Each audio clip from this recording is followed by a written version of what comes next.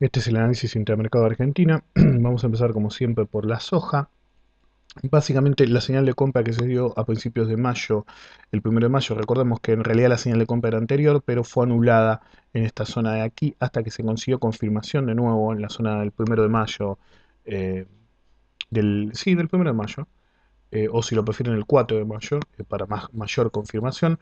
Básicamente nuestro objetivo se fue moviendo de a poquito. El primer objetivo era obviamente la zona de 1100 y después de un quiebre decisivo en la zona de 1150 el objetivo se pateaba a la zona de $1.250 en Chicago obviamente.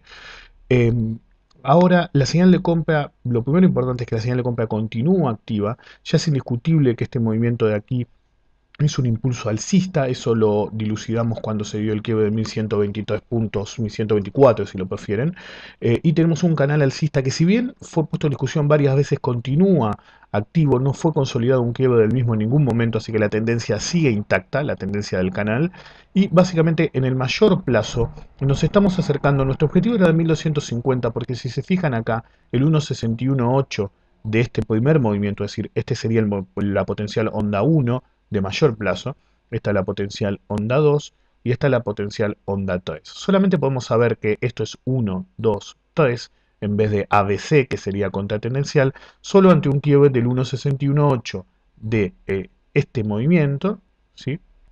A partir del mínimo de esta zona de aquí, que es el mínimo del movimiento contratendencial respecto a este movimiento.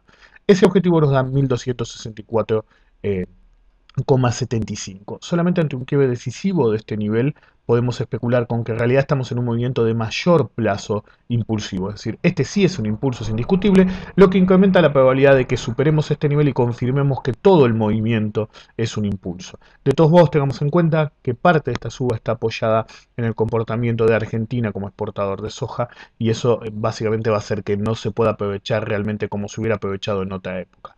De todos modos, para resaltar, seguimos en zona de compra con una señal de compra decisiva. Se ha valorizado mucho, pero de todos modos la señal de compra es realmente obvia. Eh, y nos acercamos al objetivo primario que nos habíamos plantado en $1.250. 1.264,75 es el objetivo primordial para saber si realmente nos va a quedar combustible para una valorización rápida y acelerada a partir de este nivel. Este es el gráfico del riesgo país. Voy a repetir básicamente lo mismo ya que seguimos con la misma lógica de las últimas semanas. Básicamente especulábamos nosotros en cierto momento que un quiebre de 1500 puntos de riesgo país básicamente era una muestra de que se había cambiado la idea, el perfil que tenían los operadores del riesgo que implicaba operar bonos argentinos y como la verdadera zona de compra de bonos argentinos había sido primero en esta etapa de aquí y segundo, en esta etapa de aquí para el RO15, es decir, acá todos los bonos en dólares y en esta zona precisamente más que nada los dos bonos en dólares RO15, que eran los únicos que habían quedado atrasados, era evidente que con un quiebre decisivo el nivel de 1500 puntos, todos los que se perdieron el negocio de...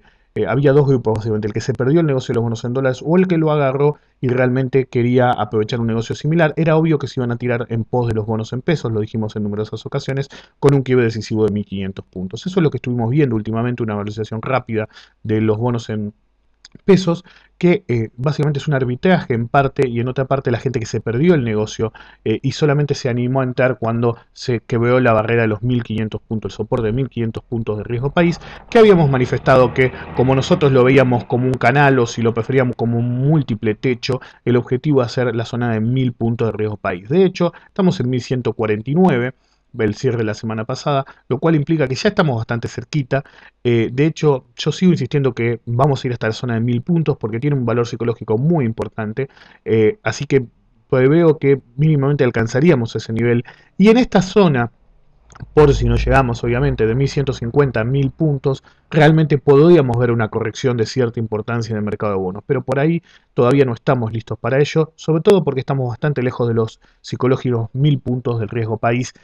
Todo lo que en su momento hizo que la gente pensara que no era una buena inversión los bonos va a volver a aparecer en nivel de 1000 puntos, ya que los fantasmas de default y otros problemas desaparecieron, la gente ya no piensa tanto en ellos, pero cuando se llegue a 1000 puntos del riesgo país, las preocupaciones sobre la política del gobierno, etcétera, y las dificultades que está presentando la economía argentina van a aparecer nuevamente, y por esa razón se va a dar esa circunstancia en la cual podamos tener una corrección del mercado de bonos, es decir, una suba del riesgo país bastante rápida, con un objetivo de 1250 o incluso 1500 puntos. Pero eso sucedería desde la zona de 1000 puntos de riesgo país. Yo sigo viendo el mercado de bonos bastante estable y alcista para los próximos tiempos, incluso por ahí tal vez hasta las elecciones.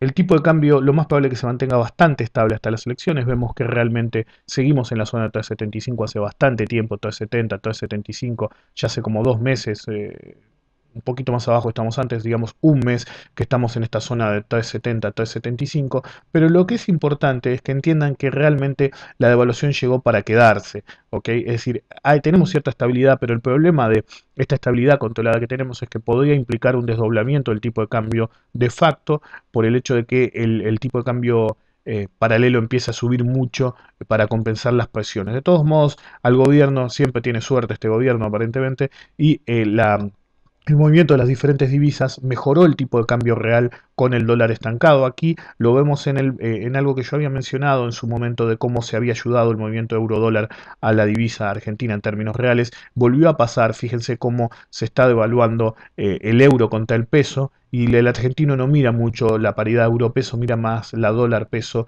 y la dólar-peso quedó estable hace un par de semanas o incluso un poquito más si ampliamos el rango en el cual la llamamos estable, mientras que la del euro siguió moviéndose en contra del peso y por eso estamos ganando competitividad en términos de Europa y también en términos de Brasil por el lado del real. Por eso ayudó bastante y permitió esta estabilización del peso, lo cual es muy probable que continúe. De todos modos, en el largo plazo tenemos un 53% de probabilidad. De nuevo máximo respecto del máximo histórico del dólar transferencia que fue 3,89 el 28 de junio del mes, esto es un gráfico mensual, el 28 de junio del 2002. Así que mucho cuidado, exponerse mucho en inversiones en pesos, ya que con un quiebre de la zona de 3,89 a 4 podría acelerarse el tipo de cambio paralelo, no necesariamente el oficial, ya que está muy muy controlado.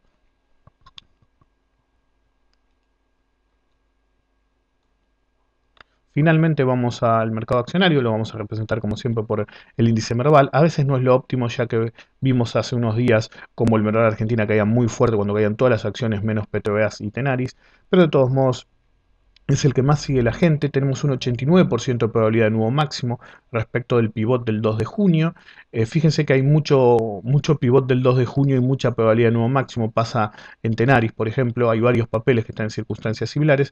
Básicamente lo que habilita la idea de que continuaría el movimiento. Recordemos que la señal de compra viene desde el 16-17 de marzo y nunca fue puesta en discusión en todo este movimiento. En todo momento la señal de compra estuvo intacta. Solamente hubo movimientos complicados en las zonas de retroceso Fibonacci importantes, eso voy a hablar en un segundo, y básicamente tenemos que la señal de compra sigue intacta, lo cual permitiría una continuación por sobre el nivel de 1700 puntos del Merval, pero mucho cuidado porque ya estamos en una zona, llamémosle tenebrosa, ya que, como yo digo en algunas ocasiones, realmente el índice Merval era ilógico tenerlo en el nivel de 800 puntos, 840 si lo prefieren, 840 puntos implicaba una subvaluación muy importante, pero tampoco la coyuntura da para un índice Merval en 1700 puntos, es ridículo, es decir, la valorización de las empresas, la economía está muy, muy complicada, entonces tampoco tiene sentido este nivel. No significa que no va a seguir subiendo, por ahora va a seguir subiendo, pero estamos en espera de una corrección bastante importante en el futuro inmediato.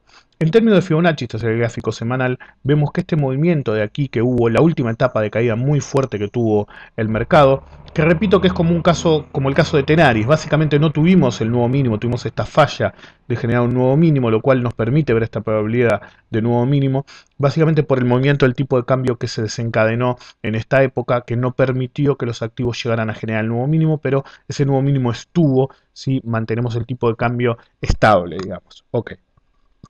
Básicamente los retrocesos de Fibonacci que teníamos, las zonas complejas que tuvo el movimiento fue el 25% y el 38% lo pasó como alambre caído, lo mismo que el 50%. Nos estamos acercando al 61,8% de retroceso, que es la zona de 1715 puntos, 1712 si quieren ser exactos, y Ese sí es un nivel muy complicado para el índice Merval. Si lográramos quebrar esa zona, podríamos saltar al nivel de 1900 puntos, que es una valorización muy importante. De todos modos, mucho cuidado, el Merval necesita una corrección importante. Tengamos en cuenta que la suba llega desde mediados de marzo de este año, ya son 3 meses de suba constante, muy fuerte. Desde el 2003 no se veía una suba tan dinámica, pero la coyuntura económica en ese momento era completamente diferente, así que muchísima precaución con el mercado accionario. Para resumir, veo una continuación en el mercado de bonos, soja y accionario, lo mismo que el tipo de cambio, pero estamos en niveles en el que hay que tomar precauciones con lo que hacemos.